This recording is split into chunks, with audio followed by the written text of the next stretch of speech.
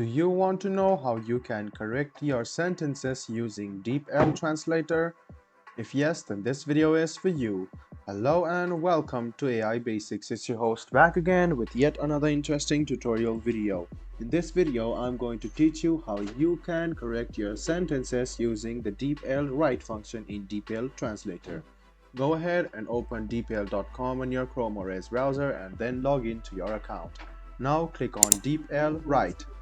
It will lead you to this page over here where you can see that you can go ahead and go to correction, and then you can write down some incorrect word like I was watch TV.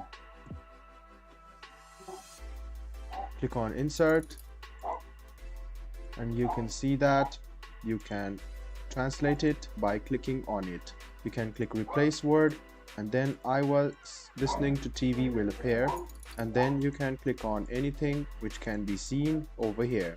So this way you can correct your sentences using DeepL. I hope this video was helpful for you. If you still have any kind of confusion, please do mention us on the comment section down below.